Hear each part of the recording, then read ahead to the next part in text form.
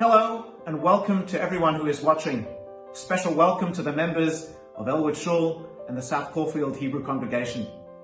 The Pesach Seder is one of the most observed Jewish practices, passed on from generation to generation over thousands of years. The Seder nights are perhaps one of the most memorable evenings on the Jewish calendar. The Seder engages each and every participant, from the oldest to the youngest. We follow a carefully prescribed list of rituals that invites questions and that encourages active participation and discussion. The word Seder means order. Everything on the Seder night has its time, has its place, and has its purpose. Essentially, the Pesach Seder is an organized journey to personal and communal freedom. Unfortunately, this year, due to the coronavirus, the question of Ma nishtana halayla hazeh, what makes this night different from all other nights, take on a whole new meaning, and in fact brought into the question to what makes this year different from all other years. Unfortunately, we all know the answer to that question. But we're hoping that this video brings some inspiration and some encouragement, and hopefully give you some advice how to run your own Seder. We know that some of the advice suggested in this video is not going to be possible this year without being with family, without the usual environment and setup that you have for your Seder experience. But we're hoping that this video can be used in the years to come, at a time when we have peace, at a time that we are able to share in the experience together with our families and loved ones, right in person, together as one. An idea for this year is to use an online program such as Zoom to video chat with your family before the Chag begins. Sing the songs, say the Ma nishtana and ask the 4 questions, and just spend some quality time with your family before the holiday starts. The Chief Rabbi of the UK suggests some ways you can do this, and you can find those online. So why have a Seder? The Seder is designed to help us remember the story of the Exodus, and more importantly, our place in the story. After all, the most important words of the Haggadah are Bechol dar v'dar chayav adam lerot et atzmor kihilu hu yatsa mimitzrayim. All people in every generation should see themselves as having experienced the Exodus from Egypt. The Seder is much more than a history lesson. It is our yearly reenactment of the liberation and continuity of the Jewish people. The rabbis who created the structure and the content of the Seder in the days of the Mishnah, long before the days of multimedia, were brilliant educators, filling the ceremony with elaborate rituals, symbolic foods, songs and words, and an array of multi-sensory methods of transmitting the various messages of Pesach. And the whole aim was, and continues to be, to stimulate the participants, specifically the children, to ask questions and to get involved in the Seder's proceedings and discussions. So the Seder should be all about creating a positive, enjoyable and meaningful experience, bringing the joy and the relevance of Yiddishkeit to ourselves, to our children, to our grandchildren, to our friends and our communities. Preparing for the Seder. Now, of course, like anything in life, if you are well prepared, things will be far more enjoyable. People will find it runs a lot smoother. So if you're leading the Seder, a few pointers. Number 1, make sure to have a Haggadah for every person, and preferably one that is the same print for everybody so that they can all be on the same page as you run through it. If you don't have access to a Hebrew-English one, go online before the holiday and print. There are plenty available and plenty of resources to be able to find one. Secondly, make sure you prepare relevant information. We all know that there's a key fundamental principle when you lead a Seder: know your audience. So prepare things which are thought-provoking, stimulating. There may be contemporary ideas, modern ideas, things which you feel that will get the people talking and the people thinking. And of course, prepare material that will keep the children engaged as well. So bottom line is, be prepared, and it'll be a far more successful Seder than if you just rock up and try to do it on the cuff.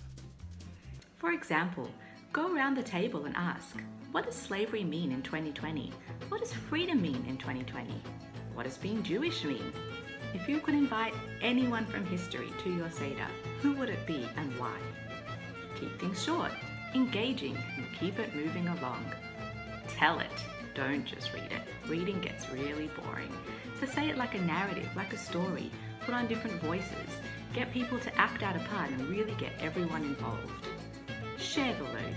People like to hear themselves, so when you do read, take turns. Ask others to prepare something to say in advance before the Seder, with a time limit. This can be something in the Haggadah or on a general Jewish or contemporary theme. For example, tell of a memorable Seder you've attended. Personal stories of freedom from a grandparent or older family member. I know that I love having the Seder with my family in America, and we'll retell some of these stories to my family here in Australia. This is a good opportunity to get people who don't usually share their personal feelings to open up. It's all part of the living experience. It's really important, probably the greatest advice, and everyone around the table will love you for following it. These discussions do not have to be done before the meal. People don't like waiting for the food. This can be done during the meal when everyone's more relaxed and a couple of wine glasses are pretty drunk. So what exactly do you need to make this all happen? Well, let's begin with the Seder plate. The Seder plate itself, the platter, can be as elaborate or as simple as you'd like it to be. What's important is what's on the Seder plate, 6 unique items. And we'll begin with the zeroah, the shank bone. This is a roasted meat or chicken bone, symbolic of the Paschal lamb that was brought on the eve of the Exodus. This is the only item on the Seder plate that we do not eat. Next we have the beitzah, the hard-boiled egg, also symbolic of the pre-holiday offerings that were brought in the times of the temple.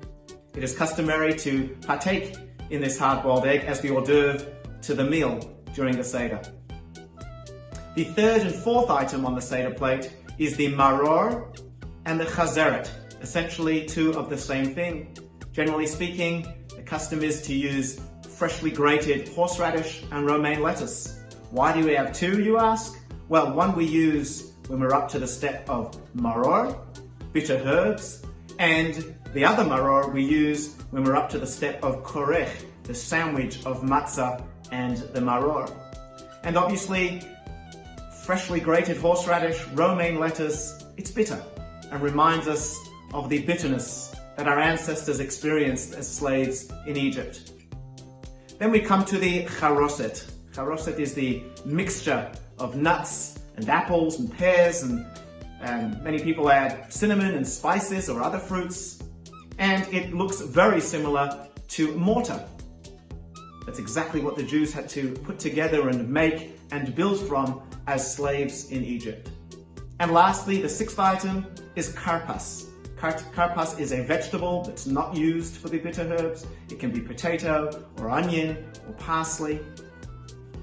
And it's dipped during the Seder in the salt water, once again reminding us of the saltiness and the bitterness and the sadness of what our ancestors experienced as slaves in Egypt.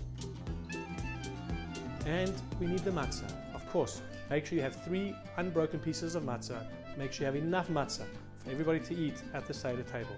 You need to have the wine or grape juice, and of course cups and glasses for everybody to partake of the wine and the grape juice. The Haggadot, as I mentioned in the beginning, make sure that you have one for every person.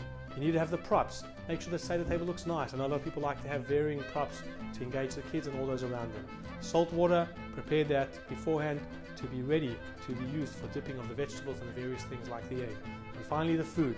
Make sure the food is ready to go, because I'm sure as people get to that part of the Seder, they're going to be really hungry and don't want to wait another minute. Now we begin with the actual Seder, the order of the night.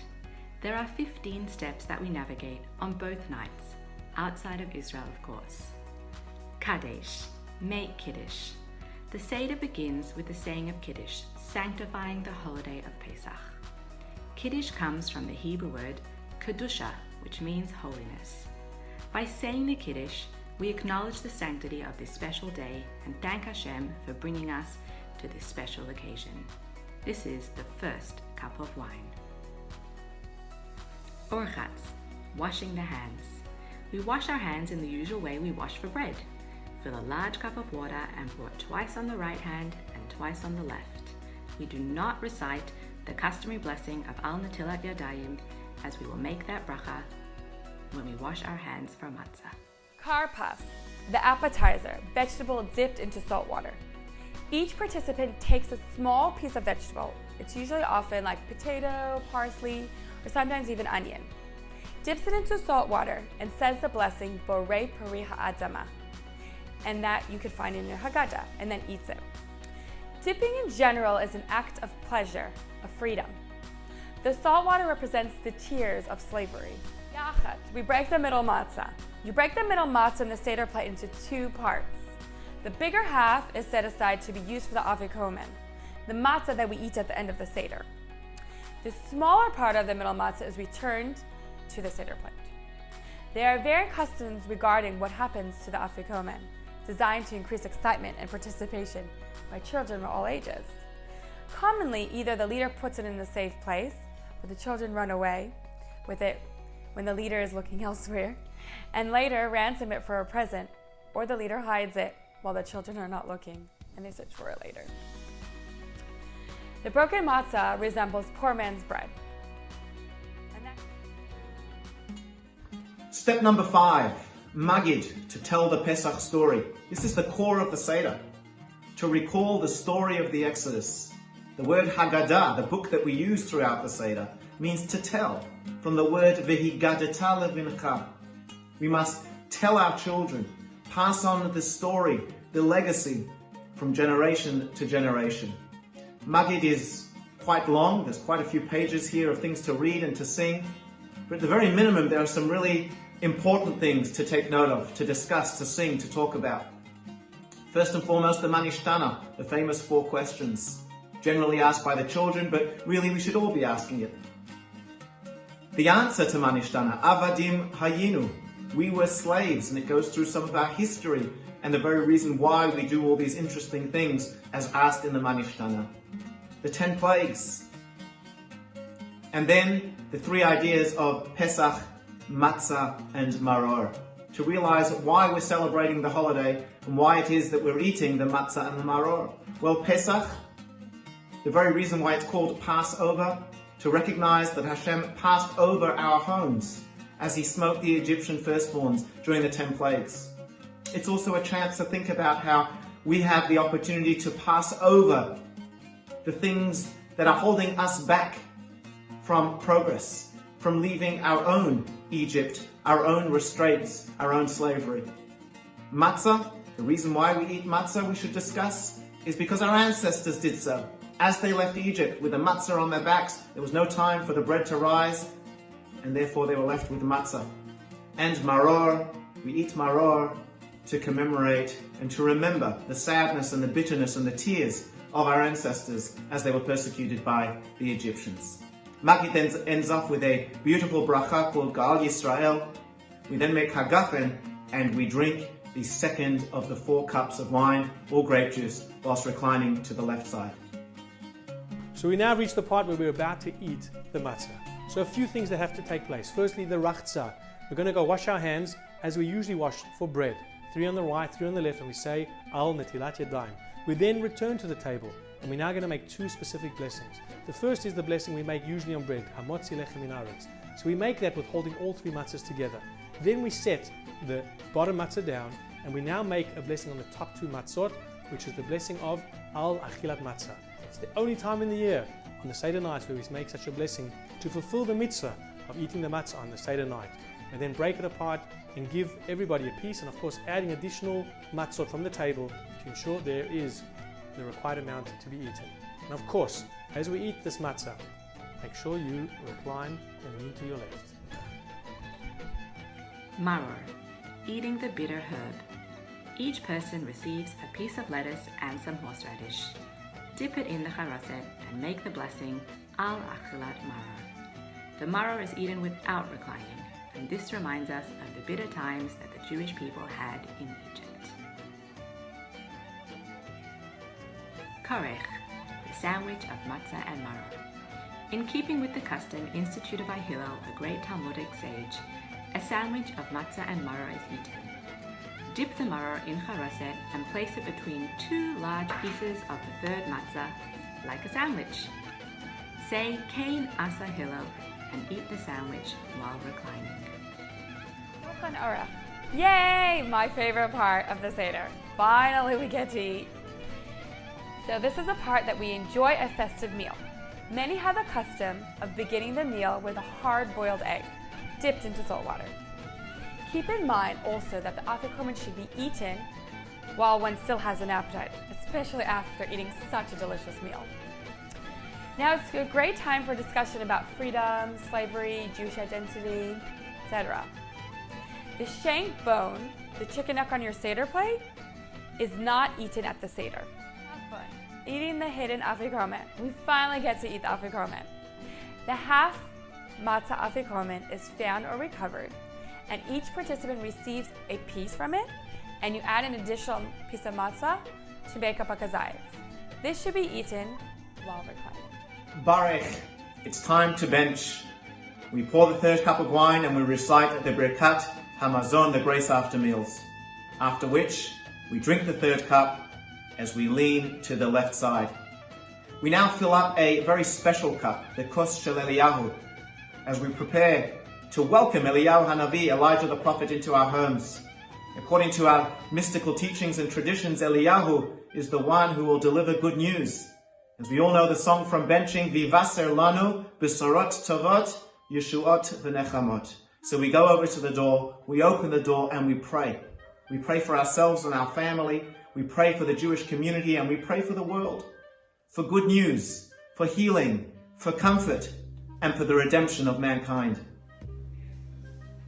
Hallel, songs of praise and gratitude. We say or sing the various psalms of King David, praising and thanking Hashem for all the blessings in our lives, even in these difficult times. We then say the blessing over the fourth cup of wine and drink it while reclining. Nirtzah, the 15th and final step of the Seder. Having carried out the Seder service properly and to the best of our ability, we are confident that it will be well received by the Almighty. And together we proclaim, L'Shana Haba B'Yerushalayim. We pray that next year in Jerusalem, we pray that by next year the world would have experienced a full healing, physically and spiritually. And we will all be together in Yerushalayim. Amen. We then go on to sing some Pesach classics like Chad Gadya and Echad Mi Yodea, and those songs bring the Seder evening to its conclusion. We thank you for watching this video. We hope it has brought some inspiration, education and encouragement. If you're on your own, or if it's the first time leading a Seder, we hope this has given you some guidance on how to do it. We know that you can do it. And of course, myself, Rabbi Shmuel, Rebbetzin Rivki, or Rebbetzin Sarah, we're available to help you if you need. Feel free to reach out, or of course, to your local rabbi as well, wanting to wish you a Chag Pesach Kasher v'Sameach, a healthy, happy, and wonderful year, celebrating together. And please God, this year we should be able to celebrate the Yerushalayim Ir HaKodesh in our holy Yerushalayim, and be soon. Chag Sameach.